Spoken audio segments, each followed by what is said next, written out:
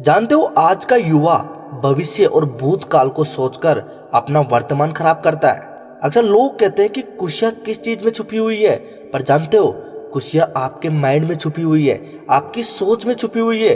खुशियों को आप कितना भी पैसा खर्च करके नहीं खरीद सकते।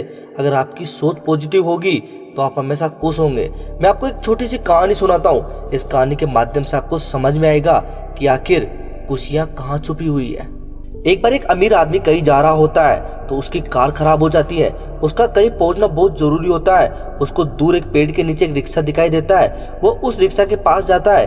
वह जाकर देखता है कि रिक्शा वाले ने अपने पैर हैंडल के ऊपर रखे होते हैं, पीठ उसकी अपनी सीट पर होती है और सिर जहाँ सवारी बैठती है उस सीट पर ही होता है, और वो मजे से लेटे हुए गाना गुनगुना रहा होता है। वो अमीर व्यक्ति रिक्शा वाले को ऐसे बैठे हुए देखकर बहुत हैरान होता है कि एक व्यक्ति ऐसे बेआराम जगह पर कैसे रह सकता है, वो भी इतना खुश कैसे गुनगुना सकता है। वो उसको चलने के लिए बोलता है। रिक्शा वाला झट से उठता है और उसे 20 रुपए देने के लिए बोलता है।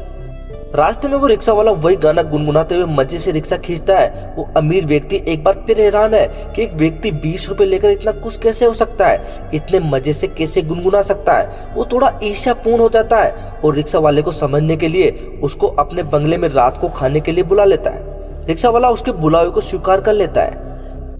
वो अपने हर नौकर को बोल देता है कि इस रिक्शा वाले के सामने खाने की हर चीज, हर सुविधा परोस दी जाए। अलग अलग तरह की खाने की और सारी व्यवस्था उस रिक्शा वाले के सामने कर दी जाती है। वो रिक्शा वाला खाना खाना शुरू कर देता है। कोई प्रतिक्रिया, कोई घबराहट बयान नहीं करता, बस वही गाना गुनगुनाते हुए मजे से वो खाना खाता है। सभी लोगों को ऐसा लगता है जैसे रिक्शा वाला ऐसा खाना पहली बार नहीं खा रहा, पहले भी कई बार खा चुका है। वो अमीर आदमी एक बार फिर हैरान, एक बार फिर ईर्ष्यापूर्ण कि कोई आदमी इतने ज्यादा तरह के व्यंजन देखकर भी कोई हैरानी वाली प्रतिक्रिया क्यों नहीं दे रहा, और वो कैसे गुनगुना रहा है जिसे रिक्शे में गुनगुना रहा था।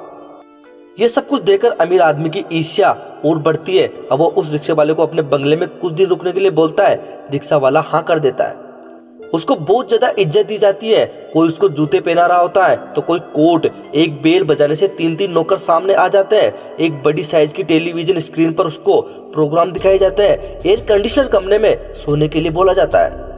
अमीर आदमी देखता है कि वो रिक्शा वाला इतना कुछ देखकर भी कोई भी प्रतिक्रिया नहीं दे रहा, वैसे ही साधारण चल रहा है जैसे वो रिक्शा में था, वैसे ही गुनगुना रहा है जैसे वो रिक्शा में गुनगुनाया करता था। अमीर आदमी की ईर्ष्या बढ़ती जाती है और वो सोचता है कि अब तो हद हो गई, इसको तो कोई हैरानी नहीं हो रही, इसको कोई फर्क नहीं पड़ रहा, ये वैसे ही खुश है, कोई प्रतिक्रिया नहीं दे पा रहा। अमीर आदमी पूछता है, आप खुश तो है ना? रिक्शा वाला, जी साहब मैं बिल्कुल खुश हूँ। अमीर आदमी फिर पूछता है, आप आराम में है ना? रिक्शा वाला कहता है, जी बिल्कुल, मैं बहुत ही आरामदायक जीवन यापन कर रहा हूँ। अब अमीर आदमी तय करता है कि इसको उसी रिक्शा पर वापस छोड़ दिया जाए। वहां जाकर इसको इन बेहतरीन चीजों का एहसास होगा, क्योंकि वहां जाकर ये सब बेहतरीन चीजों को याद जरूर करेगा। अमीर आदमी अपने सेक्रेटरी से बोलता है कि इसको कह दो हमारी मेहमान नवाजी पूरी हो चुकी है, अब आप वापस से अपने रिक्शा में चलने के लिए तैयार हो जाइए, हम आपको छोड़ देंगे।